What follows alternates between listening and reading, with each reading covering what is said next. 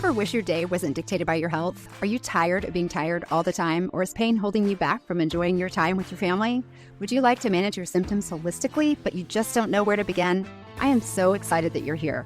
This podcast will help you understand how natural remedies work so you can relieve your symptoms and live a fuller life. My name is Penny. I'm an occupational therapist, past pharmaceutical rep, a mom, and a wife with a strong faith, and for 25 years, I battled through debilitating Crohn's disease. I took all the medicine and did all the surgeries that stole so much time with my family, but never truly healed me. I finally realized if I was going to survive this disease, I needed to open my stubborn eyes to alternative solutions. I researched how perfectly our bodies work with plants and a lifestyle that made my health less of a burden to my family and aligned so beautifully with my faith and my medical training. If you are ready to reclaim your life with holistic options that are easy to implement as a busy mom and provide relief that lasts, this is the podcast for you. Hello. This is Penny, your host of Becoming Natural Podcast, and welcome to episode 36, The Hidden Danger of Man-Made Pharmaceutical Solutions. I am really excited to get behind the pulpit today and preach. But first, I am going to quickly read a review of the podcast and thank every one of you who listens here for your kind words and messages and reviews. I am in my happy place and I absolutely love what I get to do.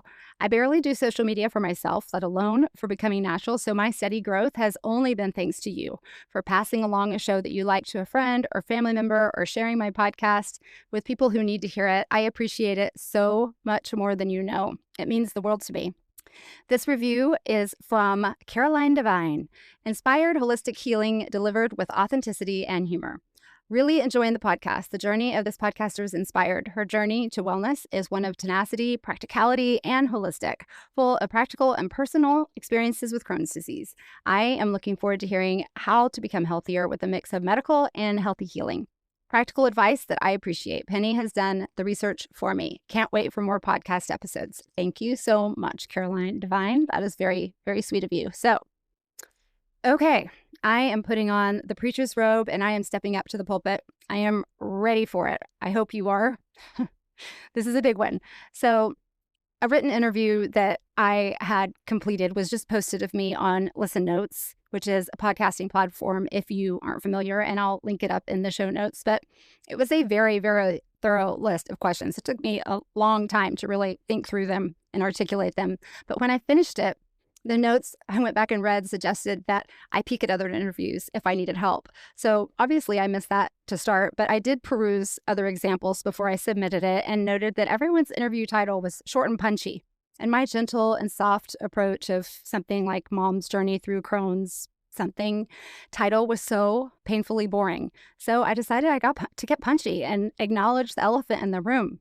And the title of my interview was Medicine Junkie in Recovery, Rebelling Against the Medical Model to Rediscover God's Healing Through Plants and Emotional Renewal. The only reason that I am here behind this microphone in my tiny little closet in the basement is because I am a medicine junkie in recovery. The big P word, pharmaceuticals, were not only not helping my issues, but they were causing so many side effects. They really were making me sicker. I would get temporary and even partial relief until one medication stopped working, and that cycle continued until a next medication was started, and temporary and over again, where ultimately I just got to where nothing worked for me. So today we are going to go face to face with the truth and not dance around the subject of chemically laden pills. This is me speaking my truth for my circumstances. So today I am going to pass along what might be some difficult truths for some of you, but truths that eventually slapped me in the face and woke me up, and praise God, saved my life. Today is a no fluff podcast about waking up, healing deeper, and returning to what we were designed for. Today's episode might ruffle some feathers, and honestly, I hope it does. Not because I want to, because I hate controversy, but because I want to stir up truth, and I want people to start thinking through things. I feel like we're zombies all of a sudden walking through life. This episode should be called Medicine Junkie and Recovery. And yes, that was me. I am not standing in judgment. I am sitting here telling you that this is my story, and maybe it's yours too, or someone that you love. We're talking about pharmaceuticals, legal ones, opiates, all the things I've ever taken, not just the pills themselves, but the system The system that we were born into, this system trains us to believe that being healthy means that you have to have a pill for every symptom, and living in fear if we don't address a certain issue with a pill or with a surgery. That's the system that we're tied to, we're beholden to. And it's kind of scary if you kind of step back and take the 20,000-foot view of what we're doing. But what if real healing doesn't come in that prescription bottle? What if the medications that promise relief are actually preventing us from getting well? Surely not. That's not what we've been told. And they sure seem to help, maybe, in the beginning. But are we meant to be on medication for life? I've always been told the best doctor is the doctor that has a plan for how to get you off your medication, not a doctor that continues to subscribe and subscribe and subscribe. So my story, I was the good patient. I followed every step. I did the medications. I went to the referrals. I did the surgeries. I went to all the appointments. I did all the checklists. I was in my 20s and 30s, and I lived in waiting rooms. I trusted the process because I had always believed that medicine equaled healing, that doctors knew best and were highly trained experts in the body, which they are, but that if something was wrong, that there was a pill for it. And for a while, I didn't question it. I filled the prescriptions. I booked the follow-ups. I lived from refill to refill, scan to scan, trusting the system, because that's what we are all raised to do, because everyone else is doing it, so that makes it right. But here's the truth. After 25 years, I wasn't getting better, but excruciatingly worse. I am even embarrassed to say that I rode that wave of belief that somehow, even though I was going downhill all the time, never getting better, after 25 long and painful years, what was I thinking? I can't believe that I let it go that long. I was just managing myself. I was surviving barely. I was waking up tired, going to sleep exhausted, juggling new symptoms and new side effects, and constantly praying for this instant lightning bolt and miraculous moment of healing. Like, what was I thinking? And one day I had to ask myself something that changed everything. What if all of this, what if these medications and this system that I am stuck inside of, going from specialist to specialist, what if it's designed to keep me in a disease state, to keep me not well? It was a really eye-opening thought. And I'm not saying the people, I'm not saying the doctors, I'm saying the system, I'm saying the medication, and I'm saying the inability for these medications that were given to heal our body. They're not healing us.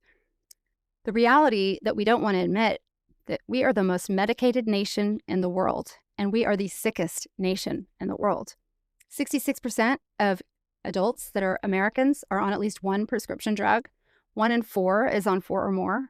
And despite spending more money on healthcare than any other country, our outcomes are some of the worst in the developed world. Over 40% of American adults are obese. And that's not just a coincidence. It's a pattern. It's a warning that we are blindly accepting like robots. We are treating symptoms, not root causes, y'all. We're numbing signals instead of learning from them. And the more drugs we take, the more disconnected we become from the very body that's trying to speak to us. Our body that God designed perfectly to heal itself, yet we're not trusting and believing that we can heal. The pharmaceutical industry isn't about healing. It's about returning customers. And we've all been customers for a very, very long time. We're involved in the pharmaceutical trap. And here's how that trap works. You get a symptom, maybe a pain, maybe fatigue. Maybe you're told, oh, that's just part of life. It's just part of getting old, and you're handed a medication. The medication brings temporary relief, maybe, but then what? A side effect shows up. So you're given another medication to handle that symptom. Repeat that cycle a few times, and suddenly you've got a full-blown medication regimen with very little true healing. The reality is many meds cover the symptoms long enough for, wait for it, for our body to heal itself. And we don't question it because we trust the system, because we want to believe that it works, because that has been hammered into our heads all of our lives. But symptom suppression is not healing, it's sedation. It's turning us into zombies. And over time, it wears us down and we lose our fight. And boy, did I lose my fight. We become okay with the pain, with the surgeries and more surgeries. For crying out loud, I've had 13 just abdominal surgeries, and I am not judging. I am a victim of the system myself. And praise God, when I knew better, I did better. You can start. You can start over. Just start from where you are. One thing I really wanted to address, and I've talked about this with a lot of people that I work with in the medical field, but the ER is not what it used to be. It became a waiting room, I guess. But emergency rooms were never meant to be for primary care. Insurance has kind of driven it that direction. They're incredible for trauma, for broken bones, heart attacks, bleeding wounds. I say it all the time. If I am in a car accident, take me to the ER. I believe in that. If your life is threatened, 100% seek medical care. But somewhere along the way, even the ER started functioning as a stopgap. Now, we go in desperate for answers and leave with referrals and prescriptions. I recently took a friend to the ER with frighteningly high blood pressure while we were on vacation, and we were told by her doctor from home that she couldn't fly back home with her blood pressure that high and to go to the ER immediately.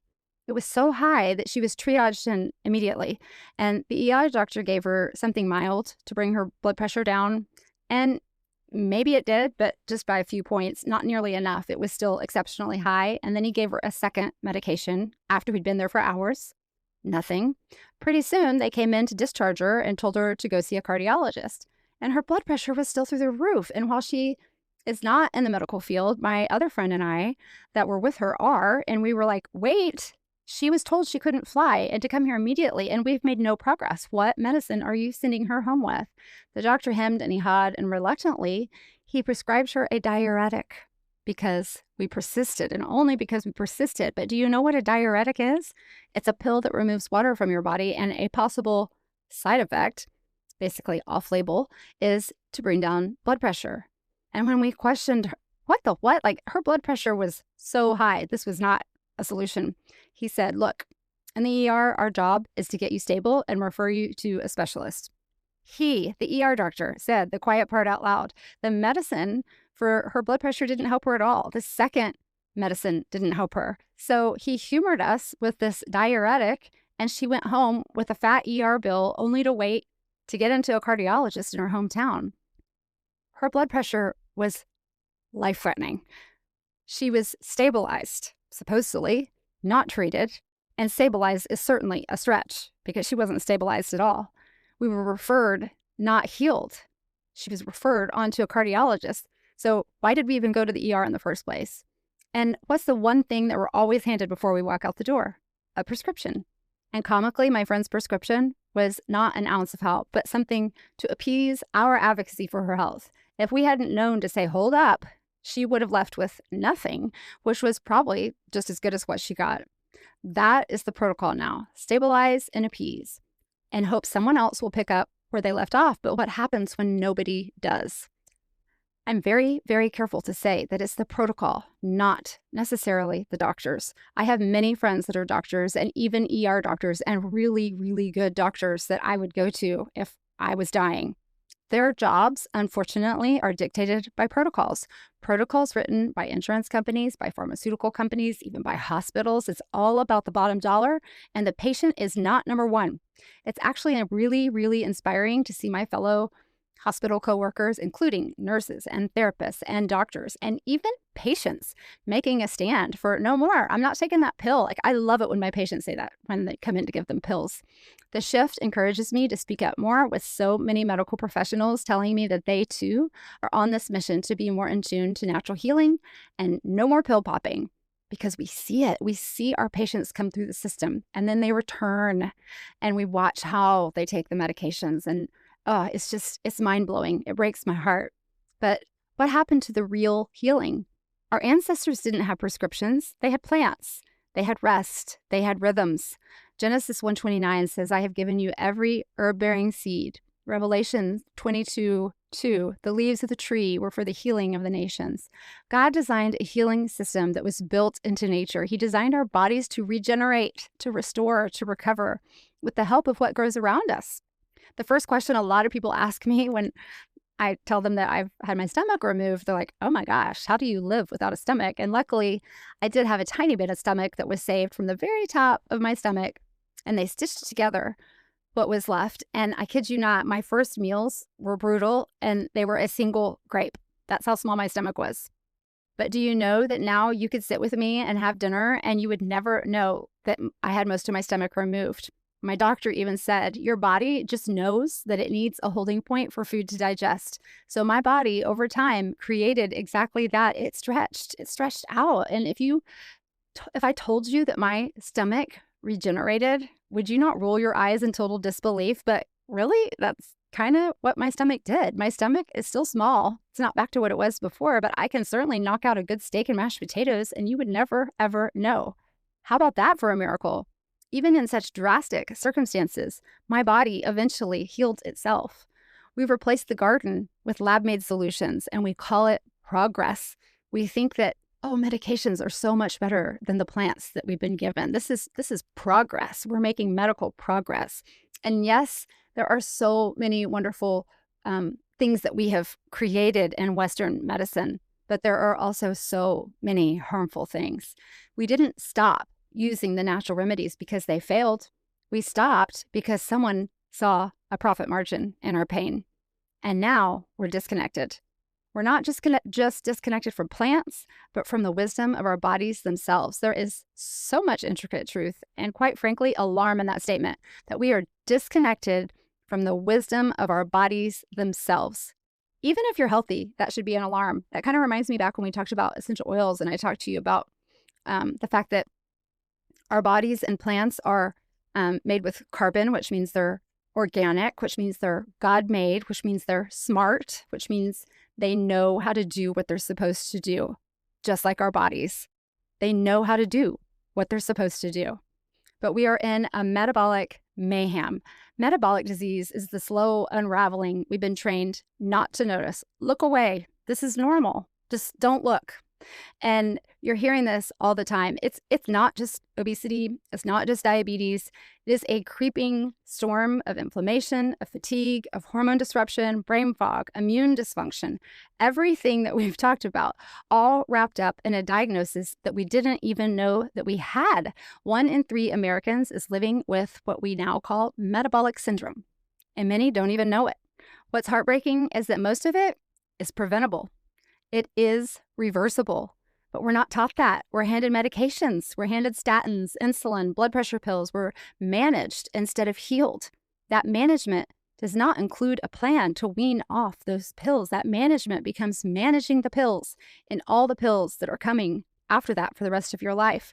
I remember very clearly when I was dependent upon opiates for my pain, and I called a pain clinic, like, please help me. I want to get off these opiates.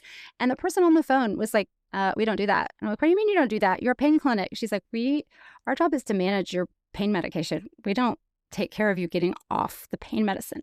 Y'all, in the midst of an opiate crisis, that was the response that I got, is that we're here to manage your pain medicine. Our plan is not to get you off. So meanwhile, we're eating foods that are stripped of minerals, of nutrients. Even when we think we're choosing healthy options, it is so difficult to be healthy in our world. Our soil is depleted. The vegetables have half the nutrients that they used to. Our meat is pumped with RBGH, growth hormones, and antibiotics. Our gut is inflamed before we even hit our teens these days. Can you imagine our poor kiddos? Some of us had half a chance, but our kids are fighting just a losing battle almost. And I'll cite each of these in the show notes from the NIH and the Mayo Clinic about metabolic syndrome and our decline in the nutrition in our food. But when our body breaks down, what do we reach for? Self-included. We don't reach for minerals. We don't rest. We don't take water. We take a pill. We always take a pill.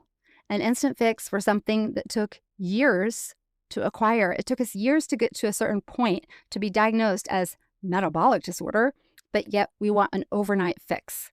We are a product of instant gratification. We are medicating conditions that started in the kitchen and can be healed in the garden. I love that. I think I'm going to write that quote somewhere. We are conditions started in the kitchen and it can be healed in the garden. So inflammation, Lord knows I've talked about this. If you've listened to me for any time, it is the root of so much chronic illness, and chronic illness is what I aim to address. It's what people are not talking about. I talk about it all the time, but gut issues, autoimmune conditions, migraines, fatigue, joint pain, all of those tied to inflammation. And what do we do when it shows up? we silence it. We take ibuprofen. We take steroids. We take pain meds. And when those don't cover it, we just increase our dose. We do more of the same. We take another round of steroids. We take more pain meds. That was the vicious cycle I was involved. Just take more. Just take more. But what if the pain is a message? What if that discomfort in your body or the inflammation is your body waving a red flag, begging you, please slow down, please nourish me, please rest?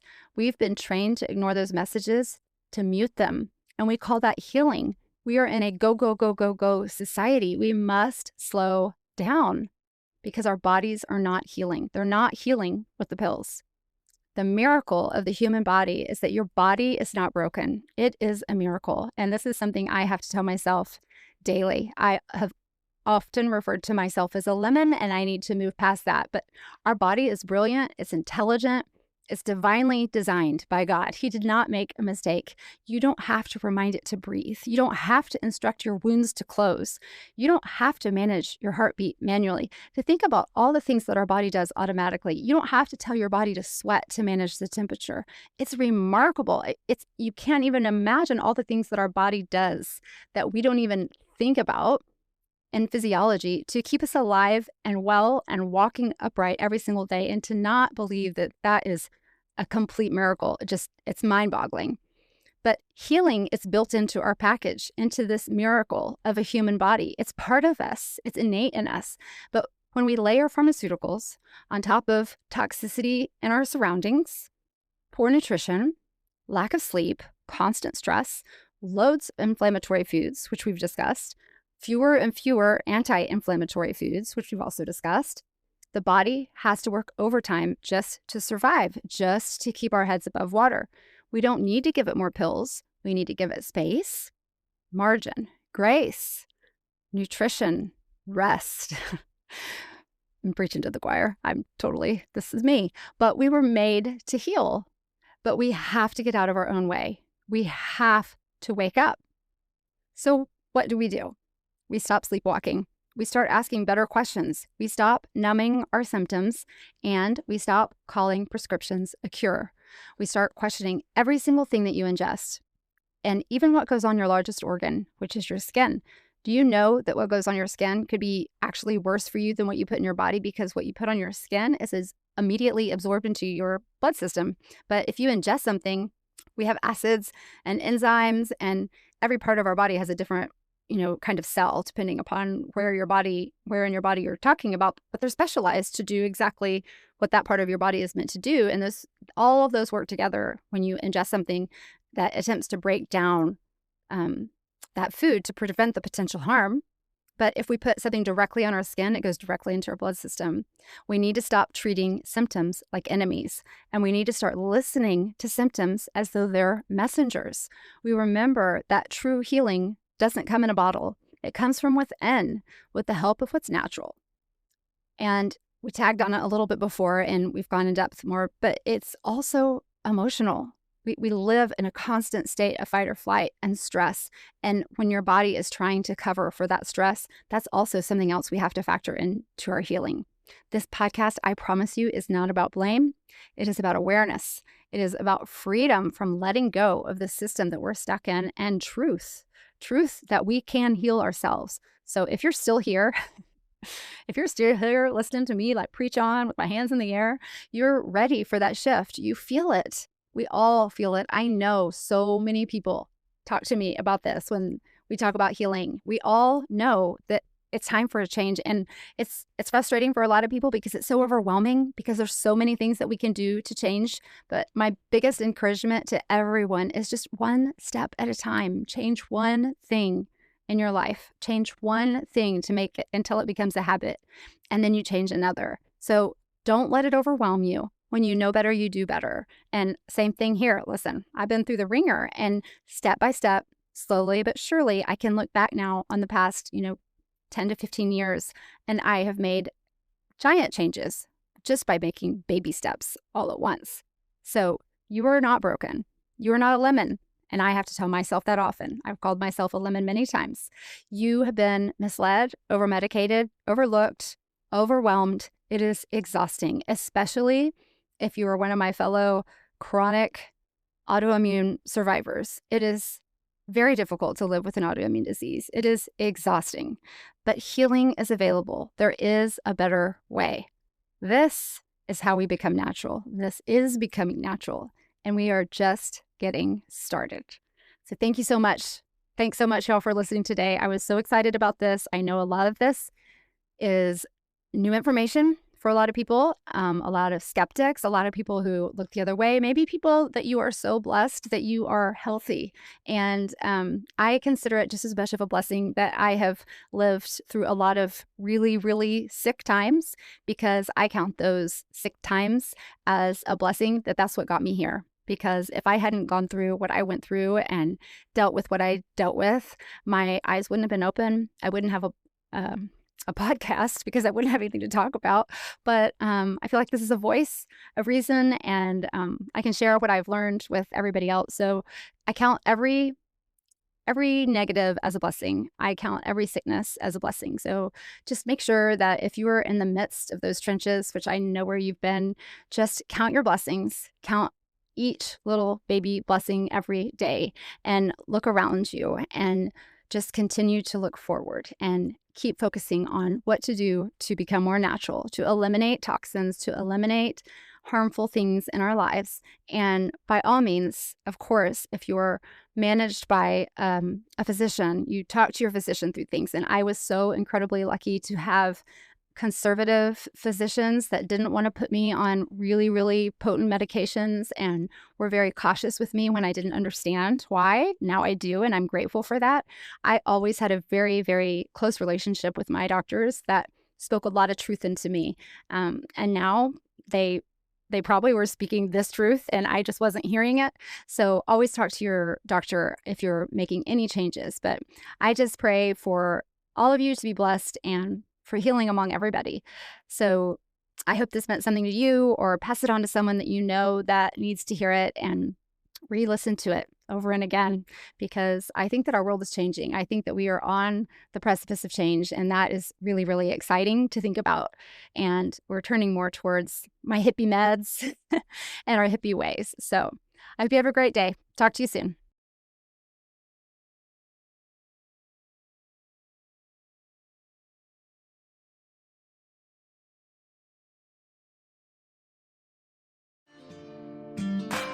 Thank you so much for tuning in today. If you've enjoyed today's episode, hit that follow button, leave a 5-star review if you're so willing, and help spread the message of becoming natural by sharing it with a friend. Check out the resources in the show notes and join the email list to stay on top of all the latest and greatest happenings at Becoming Natural as we roll out exciting new things while we grow. Until next time, take those baby steps to a more natural life, and always give yourself grace. Progress, not perfection, is the goal. See you next week.